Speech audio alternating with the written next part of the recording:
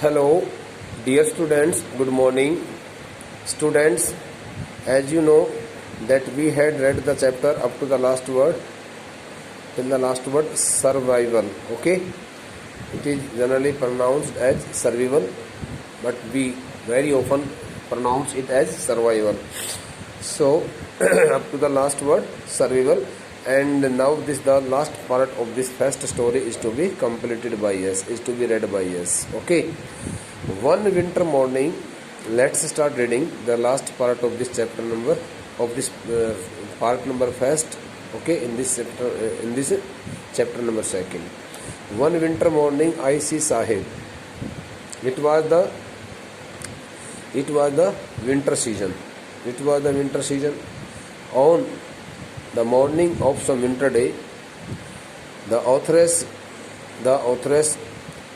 caught the sight of Sahib, who was standing by the fenced gate. Fenced gate means the word fenced, walled gate, surrounded with a fence, covered with a fence.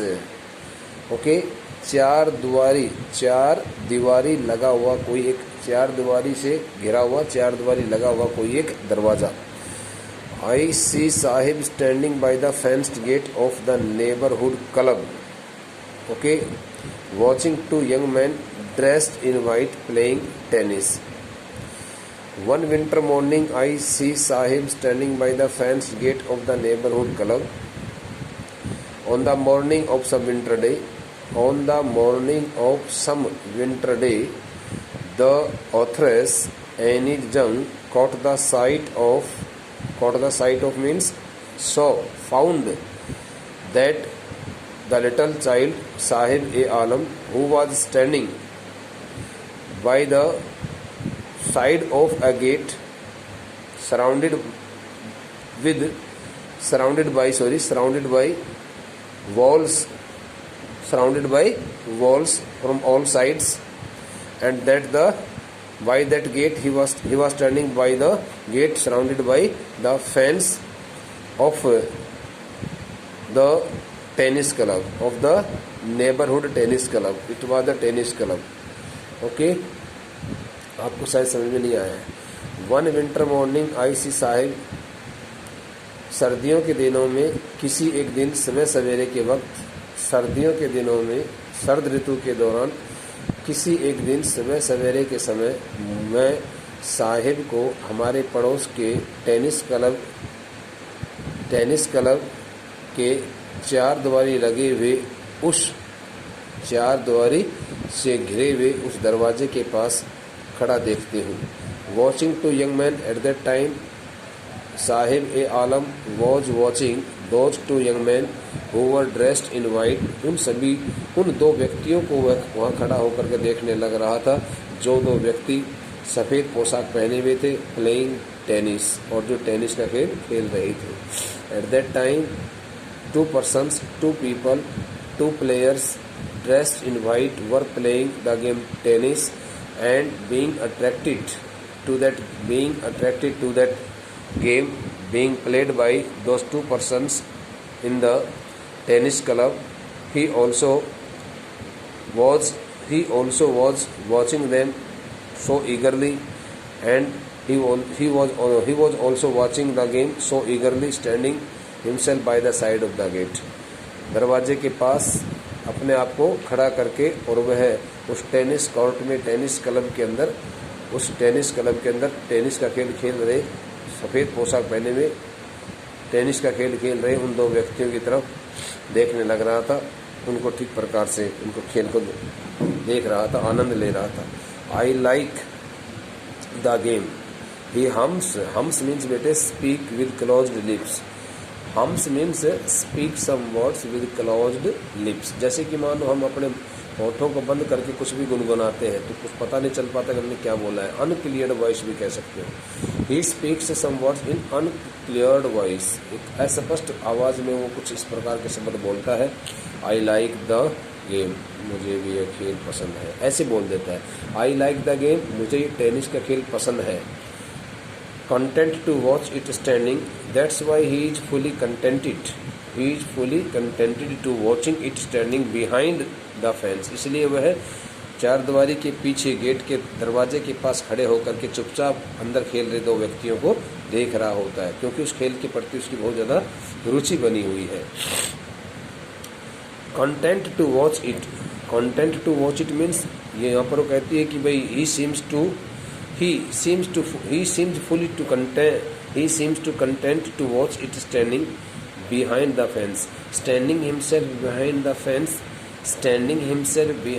fence, the child Sahib-e-Alam, okay, seems fully contented, okay, to watch the game as being played by those 2 persons dressed in white. सफ़ेद पोशाक पहने हुए उन 2 व्यक्तियों के द्वारा जो खेल खेला जा रहा था उसको देख करके बड़े संतुष्टि का भाव ले रहा था, लेकिन उसके मन में एक प्रश्न उठा हुआ था कि मैं भी ये खेल खेलना चाहता हूँ। I go inside when no one is around, he admits, he also makes it clear that whenever there is no person all around this tennis court, tennis club, okay, building, so he gets a chance to go inside the tennis court when the gatekeeper lets me use the swing. when मैंने अपनी तरफ से लगाया बेटा, the gatekeeper lets me use the swing. The gatekeeper, who is really very so kind-hearted person, also allows Sahib-e-Alam to enter the club so that he can go there and have, okay, and use the swing there,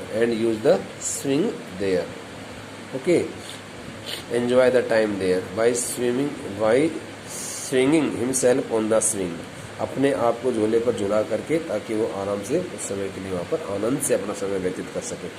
तो कहता है I go inside when no one is around, he admits, Saheb इस बात को भी स्वीकार करता है कि जब कोई व्यक्ति इस टेनिस क्लब के आसपास, कोई भी जब इस टेनिस क्लब के इर्द गिर्द कोई व्यक्ति नहीं होता है, इस टेनिस क्लब के इर्द गिर्द जब कोई व्यक्ति नहीं होता है तो मैं अंदर चला जाता हूँ, और जाता भी कब हूँ, जब मुझे वह प्रहरी, गेटकीपर, जब मुझे गेट पर खड़ा हुआ वह व्यक्ति, वह चौकीदार मुझे अंदर जा कर के झोला झोलने के लिए इजाज़त दे देता है। Let's stands for gives permission.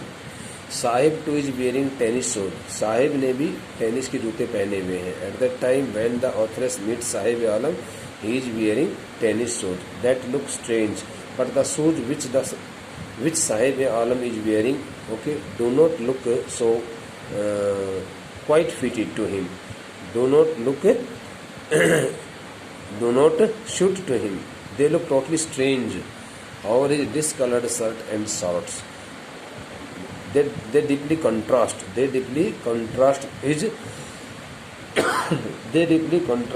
discolored. The word discolored stands for here colorless shirt and shorts, निक्कर जिसको बोलते हैं, हाफ पैंट। सो उसके अपना जो कलरलेस, जो उसकी अपनी कमीज है, जो उसकी हाफ पैंट है, जो निक्कर है, उसके उड़े हुए रंग से उन सभी जूतों का कोई मेल नहीं है। वो जूते बड़े अजीब से दिखाई पड़ते हैं। इस प्रकार के टेनिस के जूते उसने सफ़ेद जूते अपने पैरों में पहन रखे हैं। Someone gave them to me, he says in a manner of an explanation when he is asked who has given him this the tennis shoes, so explains, he answers, he responds that some person gave him the tennis shoes which he is wearing at that time. जो जूते उसने पहन रखे होते उनके बारे में वो कहता है कि someone gave them to me, he said in the manner of explanation. इस प्रकार से जैसे कि मानो वह अपने उन जूतों के बारे में विस्तृत रूप से बताना चाहता हूँ, पूरी एक उनके बारे में जुड़ी हुई पूरी बात को खोल के बताना चाहता हूँ। इस प्रकार से कह देता है कि जूते किसी व्यक्ति ने मेरे को दिए थे। The fact that they are discarded shoes, discarded means बेटे thrown away, THROWN, thrown away, thrown away, okay, thrown away, discarded, neglected, thrown away shoes. The fact that they are discarded shoes of some rich boy, it was the hard fact that those the shoes which had been given to Sahib by some kind-hearted person had already been thrown away and they were not of any use for the person. Okay, some rich boy who perhaps refused to wear them because of a hole in one of them. That the child who belonged to a rich family had refused to wear them because there had been a hole in one of those shoes. In one of the shoes. इन दोनों जूतों में से किसी एक जूते के अंदर छेद हो गया था, इसलिए उस बच्चे ने, जो बच्चा किसी अमीर परिवार से संबंध रखता था, उस बच्चे ने उनको पहनने से इनकार कर दिया था और उन जूतों को फेंक दिया था, यानी कि घर से बाहर निकालने के लिए रख दिए गए थे. Okay, refused to wear them because of a hole in one of them does not bother him, but that the pair of shoes, tennis shoes, did not create any problem in the mind of Sahib-e-Alam, because Sahib-e-Alam had never been so much fortunate to get such a pair of tennis shoes in his life before. It was the first time in his life when he had been so lucky to get the pair of tennis shoes, since he had always remained totally barefoot, and that the dream of wearing a pair of shoes had really come true. So he was so much fortunate and he was so much lucky, and he did not mind to the hole, okay, which appeared in one of those two shoes. Which appears in one of the shoes. उन दोनों जूतों में से किसी एक जूते के अंदर जो दिखाई दे रहा था, उस छेद को लेकर के कहीं भी कोई तकलीफ नहीं हो रही थी. उसने कहीं कोई ऐसा फील ही नहीं किया, क्योंकि उसने पूरा समय अपने नंगे पैरों चल करके बिताया था. उसको कहाँ टेनिस के जूते नसीब होने वाले थे. ओके बेटा, for one who has walked barefoot, especially for a child who has always walked barefoot without wearing any slippers and shoes, even shoes with a hole is a dream come true. So when the child who has always been barefoot gets a pair of shoes, okay, he finds himself so lucky, and he also finds his long cherished dream fully completed, fulfilled, come true. He thinks that his dream has been realized now, and he finds his dream fully realized. जो सोचता है कि उसका सपना साकार हो गया आज. But the game he is watching so intently is out of his reach. Okay, but the game he is watching so intently means so anxiously, so eagerly. But the game which he is watching, which Sahib is watching so eagerly, so anxiously, so keenly, okay, utsukta se, interestingly, is totally out of his reach, because he can hardly find himself so much lucky that he can, okay, he can play tennis in his life. Okay, that's why, because he belongs to a poor family and it becomes so hard for him to manage all the things to play the game tennis. This morning Sahib is on his way to the milk booth. Now again when the authoress meets Sahib-e-Alam, so this time she finds Sahib-e-Alam on his way to the milk booth. She finds that Sahib-e-Alam is on his way, means is going to his working site, is going to his master's shop, okay, to the milk booth. In his hand is a steel canister. The word canister stands for a container made of steel metal. Okay, so steel canister stands for a large container, which is generally used to put tea or milk or any other liquids also in much amount.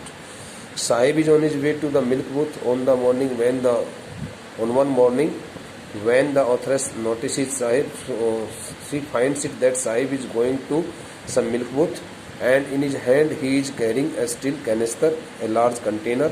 I now work in a tea stall down the road, he says, pointing in the distance, okay, signaling to the tea stall. Okay, he tells the authoress that he works there, okay, at the tea stall, which is some distance away from that point, that place where they were standing, जहाँ पर वो खड़े थे वहाँ से वो कुछ दूरी के ऊपर है, सड़क के किसी दूसरे तरफ के सड़क से थोड़ा जहाँ वो खड़े वहाँ से कुछ हट करके, और उसका अपना टी स्टॉल है, चाय की दुकान है, जिस दुकान पर वो काम करता है उसकी तरफ इशारा करके कहता है कि महोदय जी, आई नव work in A tea stall down the road. Down the road means सड़क के उस पार आगे, सड़क के आगे थोड़ा आगे चल करके मेरे मालिक की टी स्टॉल की दुकान है, वहाँ पर मैं काम करता हूँ आजकल। उसने इशारा करके थोड़े दूर की तरफ इशारा करके उसने इस प्रकार से वो कह देता है, कुछ दूरी की तरफ, सड़क से आगे की तरफ कुछ दूरी की तरफ इशारा करके, ऐसा हाथ के इशारा करके उसको बता देता है कि वहाँ पर मेरी जो है ना दुकान है, हमारी दुकान जहाँ पर मैं काम करता हूँ। आई am paid 800 rupees and all my meals. वो कहता है कि मुझे वहाँ पर कितने रुपए, कहता प्रतिमा मुझे 800 रुपये वेतन के रूप में भुगतान किए जाते हैं। I am paid ₹800 as salary per month and he also and his master also gives him all time meals for all times. और सभी 2-3 पहर का जो खाना होता है वो भी मुझे देता है, ब्रेकफास्ट, लंच और डिनर वगैरह। Does he like the job? I ask, मैं उससे पूछती हूँ कि क्या बेटा तुम्हारी कोई नौकरी पसंद है? When the authoress asks him whether he likes his job, his face I see has lost the carefree look, so as soon as his face gets late his face loses its charm, his face falls down, उसका चेहरा नीचे उतर जाता है, उसका चेहरा ढीला पड़ जाता है। His face takes the expression of sadness and depression, वो निराश सा हो जाता है, उदास सा हो जाता है। It seems that the child does not like this job. The steel canister seems heavier than the plastic bag he would carry so lightly over his shoulder. It seemed that the steel canister which he is always carrying from one place to another seemed much heavier than that of the bag which he used to carry over his shoulder. कहते हैं कि अपने कंधे के ऊपर जिस प्रकार से एक प्लास्टिक का एक थैला जो है ना, एक बोरा जो है, वो जिस प्रकार से अपने कंधे पर डाल करके रखा करता था, ले जाया करता था, उससे कहीं ज़्यादा और वो भारी भरकम उसके हाथ में जो कनस्तर होता है, चाय का कनस्तर जो होता है, चाय की केतली होती है, उस बहुत बड़ी सी केतली होती है, उसमें काफ़ी कप चाय आ जाती है, उसको हाथ में पकड़ करके एक स्थान से दूसरे स्थान पर लेकर जाता है, शायद उसको बहुत भारी महसूस होती है, इसलिए उसको ये काम पसंद नहीं है। एक तो ये रीज़न है बेटा। Secondly the bag was his, secondly the bag which he always would carry over his shoulder and did not take it as so heavier as the tin canister was his own. He was the owner of his bag, but now he is not the owner of the steel कनस्तर। वो कहता है कि steel कनस्तर का वो मालिक नहीं है, स्टील जो कनस्तर है उस कनस्तर का वो मालिक नहीं है, वो केतली का मालिक नहीं है, वो उस बैग का खुद मालिक था। द बैग वाज हिज, वह बैग तो उसका अपना था। द कनस्तर belongs to the man who owns the tea shop. अब ये कनस्तर तो ये केतली, बड़ी वाली केतली तो उस व्यक्ति की है, उस मालिक की है जिस मालिक की दुकान है। Okay, Sahib is no longer his own master. Sahib is no longer his own master. Sahib also thinks that he has lost the ownership. He has lost his ownership and he is no longer of his choice also. He has lost his carefree look. He has lost his freedom. Now he has to work under the hot command of some other person, of his master, and he seems to have no interest in this job, in that job which he had got, okay, but he worked there as an assistant at the tea stall. अब ये question आता है कि why is Saheb happy working at the tea store, तो आप क्या लिखोगे बेटे? No, Saheb is not happy working at the tea store. क्यों? Because he has lost his freedom there, he is no longer the master of his choice, he has to work under the hot command of his master employer. Secondly, the steel canister which he carries from one place to another place in his hand also also appears much heavier, okay, for him than the bag which he would carry on his shoulder so lightly. मतलब इस प्रकार की बातें आपको इसमें अपने answer में लिखनी पड़ेगी। ओके बेटे, the next part is to be started. I want to drive a car. I want to drive a car. This is the second part of this chapter, and this is the second part. Bete, describe the facts concerning to the life and activities, pitiable life, and all kinds of such activities which keep the people of the town Firozabad, okay, fully engaged in their ancestral business of making bangles, and they always find themselves fully occupied in this business. So I want to drive a car, ये इसका title दिया है लेखिका ने कि मैं एक car चलाना चाहता हूँ, मैं एक कार को चलाना चाहता हूँ. Mukesh insists, the word insists stands for बेटे here, forces, compels on his voice, say something persistently, says something forcibly, puts extra pressure on his words. Mukesh insists on being his own master. हट करना, जिद करना,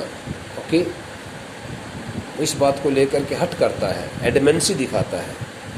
Mukesh shows his adamantly of being his own master. When Mukesh is asked not to start any other business of his choice, so he strongly opposes it and says to his parents that he wants to be his own master. He wants to set up any business of his own.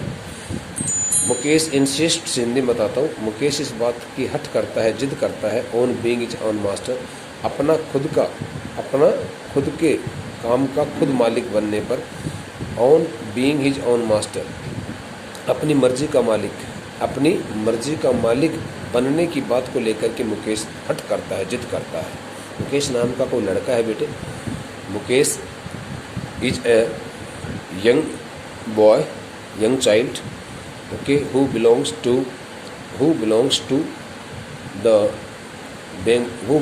a bangle makers family. Bangle maker में चूड़ी निर्माता के किसी परिवार से संबंध रखता है. He does not like the old profession of his ancestors making the bangles, and he wants to start his own business. That's why he strongly opposes his ancestral business and says to his parents that he does not like the profession. But whether he gets succeeded in achieving his objective of life or not, it is to be seen here in this chapter. So Mukesh insists on being his own master. I will be a motor mechanic, he announces. When he is asked what he would like, what would he like to be in his life, so he announces that he would like to be a motor mechanic. वह इस बात को खुल करके बता देता है, वो इस बात की घोषणा कर देता है अपने परिवार के लोगों के सामने भी, लेखिका के सामने भी, कि मैं एक मोटर मैकेनिक बनना चाहता हूँ. Motor mechanic means a person who repairs the faults in motor cars at the workshop, motor workshop, जो कि किसी कार्यशाला के अंदर कार इत्यादि, मोटर कार इत्यादि सुधारने वाला कोई मिस्त्री बन जाता है, उसको बोला जाता है motor mechanic. I will be motor mechanic, वो कहता है कि मैं एक मोटर मैकेनिक बनना चाहूँगा, ऐसा भी घोषणा कर देता है. Do you know anything about cars, I ask. Now the authoress asks him whether he knows something about cars और not. So he replies, but he says it here, I will learn to drive a car. सबसे पहले प्रश्न किया जाता है कि do you know anything about cars, क्या आपको कार इत्यादि के बारे में कोई जानकारी है, क्या आपको कार इत्यादि चलानी आती है. मैं उसे पूछती हूँ. I will learn to drive a car, he answers, वो जवाब देता है कि मैं कार चलाना सीख लूँगा. Looking straight okay into my eyes, बेटे now the okay I will teach you, this is the passive only. I will learn to drive a car, he answers, looking straight into my eyes. Having the eye contact with the authoress, he answers that he will learn to drive a car. His dream looms means appears like a mirage. Mirage stands for a